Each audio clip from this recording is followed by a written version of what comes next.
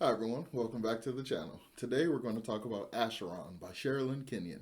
So I kind of want to talk about the structure of this book. I think it's very fascinating that this is kind of like two and a half books, and it's essentially a retroactive origin story. So I think the structure of the way she constructed this book is very fascinating, and I want to talk about it here. So there will be spoilers because I will kind of give like overall plot points. But in general, this is kind of more video talking about the structure of the story. So yeah, as always, make sure you hit that like button and subscribe to the channel if you haven't done so already. And let's begin.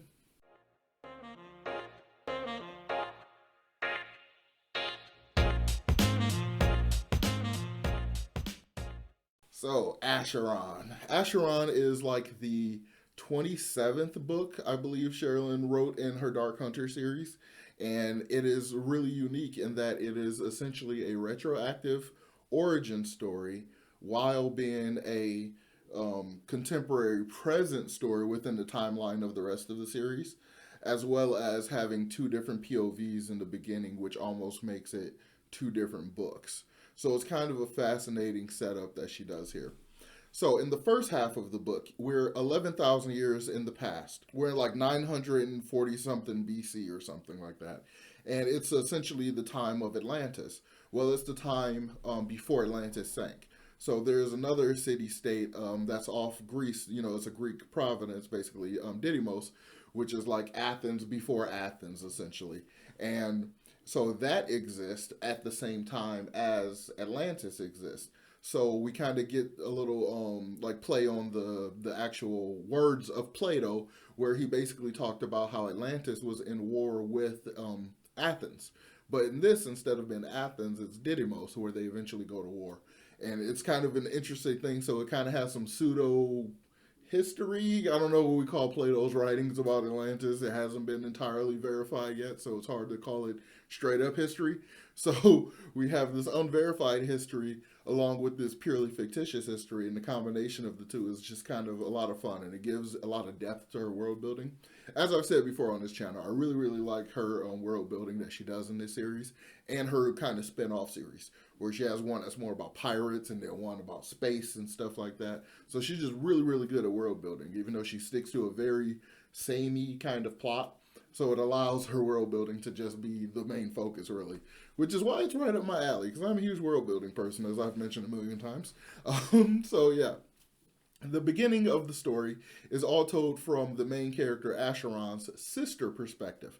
So we kind of get context of his life and his early life all through her perspective because she's the older sister. And the stuff that Acheron goes through in the beginning of the story is horrendous. It's terrible. He's basically he has divine eyes, so it becomes very obvious that he is a child of the gods, mostly because of the way he came to exist in the human realm. He was basically taken out of his mother Apollomi, who was a goddess, and magically put into the womb of this other woman, this human queen, and as a result, the baby that she already had morphed to look exactly like Acheron. So they're effectively twins when they're born, but Acheron still has his divine god-like eyes, and the other one, Styx, does not. So basically, they ridicule Acheron and they kind of see him as the bastard of a god and has basically caused major issues or whatever. Like essentially, the dad saw him as illegitimate and then kind of blamed the mom and then didn't want to have anything to do with him. But then a prophecy was laid over him, which basically added to it. And basically, they gave almost carte blanche and all the excuses they needed to treat him terribly. So effectively, for his entire childhood, he was a sex slave. And we kind of get to an instance of freeing him was all told from the perspective of his sister, where she finds out that he's been traded into sex slavery and stuff over in Atlantis, and she's like starts to go through the her little plans in order to basically try to help him and try to free him and stuff. So we kind of follow all of that through her perspective, and all of it going even beyond that to when Acheron comes back, and when he's probably 15 or 16 or so, it gets that far, I think. We basically follow her perspective all the way up until she's betrothed to the god Apollo in order to help deal with the fact that war is imminent with Atlantis. So she kind of understands what it's like to be whored out the way Acheron has been his entire life. So it kind of reaches this point of she finally kind of understands it, even though her situation is infinitely better than the situation he's been in. So, to be betrothed to a god, like, come on. I mean, apart from the fact that you don't have a choice in it, which is terrible and everything, you'd have to think there'd be perks. But, after having read the book, I know that there are no perks because these gods are terrible. Like, I mean, granted, I think this is probably some of the most accurate depiction of the Greek gods. Like, and most of these gods are pretty much unvarnished and they're kind of very human like, aka they're all assholes. But it's very accurate and it makes it a little more compelling in that way. But you would think it would be decent, but it's not. So essentially, she's in a similar situation. So we follow that perspective basically until she's handed off to Apollo. And then it switches to Acheron's perspective. And we get his perspective from roughly 15 all the way until he's killed at 21. And we get this story of Rissa, his sister, and how she comes to make mistakes and tries to help him and all the futility of her story arc. And then we have Acheron, where he gets into a relationship with the goddess Artemis, and it's a whole thing because virgin goddess and all this kind of stuff. And based on the curses he have on him, causes her to be supernaturally attracted to him and all this stuff. So it's a whole thing. But we kind of get this story of her realization of what's going on and her trying to help and deal with it. And then we get the story of this first like budding official romance that's not one that's been bought and paid for kind of situation. And then that goes up to his human death. So effectively for me, that's one book. That in and of itself, that story in and of itself is compelling enough to be one book. And it ends very tragically, and it ends with the sinking of Atlantis. So by the end of the story, Acheron is essentially killed because it's found out that he's sleeping with Apollo's sister, and Apollo doesn't like it because he's hyper possessive and stuff like that. And he eventually kills Acheron, which frees his mother, who is the Atlantean goddess of destruction. And when she finds out everything that was done to her son, she goes really insane. Not even insane. She's just incredibly pissed off and basically swears to end the world.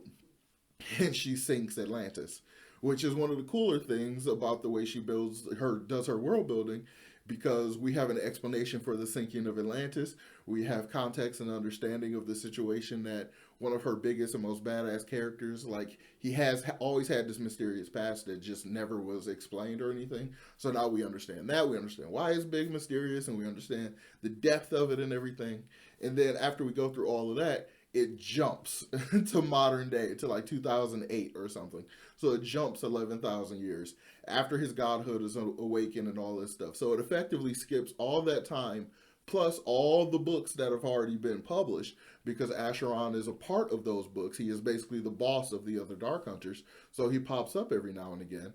And so we kind of jump past all that stuff to what has to be the most recent timeline. At least at that point, it was the most recent point in time, where he then goes and meets Tori, his love interest. So it's one entire book that's, I think, is very fascinating and very interesting.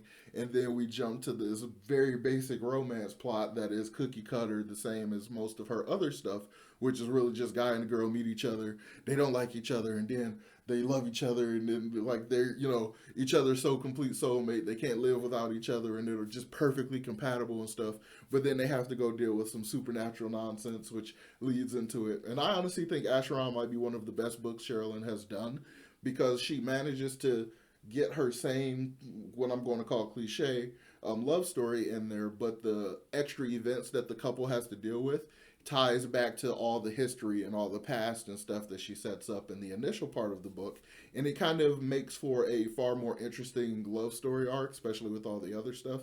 So, and I think it ultimately is probably her best work of all the Dark Hunter and Were Hunter stuff, because of the way it ties in so organically, going back and forth.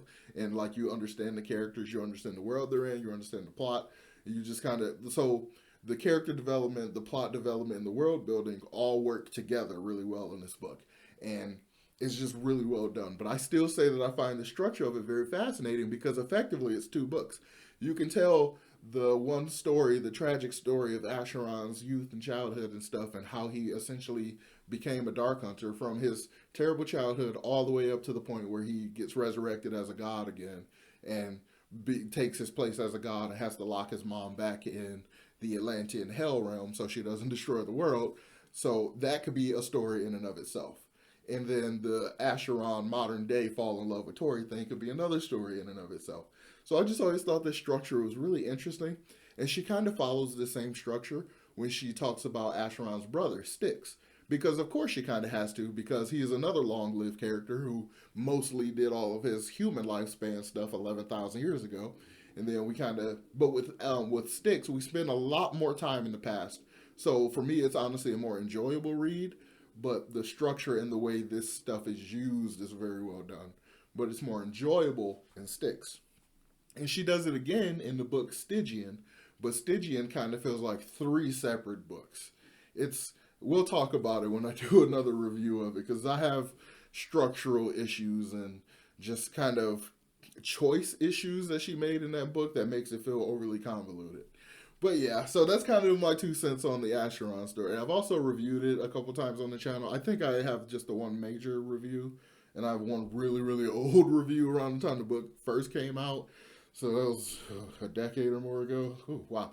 So yeah, I guess I just wanted to kind of talk a little bit about the structure of the story. I still find it interesting. It's a really good book that I like to go back to every now and again. And it's very fascinating, very tragic, but the love and romance and stuff is done really well. So is all the action and the gods stuff, and like just being in the perspective of someone with near omnipotent power is just a lot of fun, and I really like the way she uses it. So it's a lot of fun, and I really enjoy it, and I totally recommend it to everyone who's into major world building and interesting retroactive origins. So yeah, if you've read it, let me know about it in the comments down below. What do you think about this retroactive origin she did with Acheron? How do you think it worked out? Did it work out for the better for the series as a whole, or do you think it kind of took away something from the way it was being written up to that point? Let me know about that in the comments down below, and as always, make sure you hit the like button, subscribe to the channel if you haven't done so already, and I'll talk to you all next time. Peace.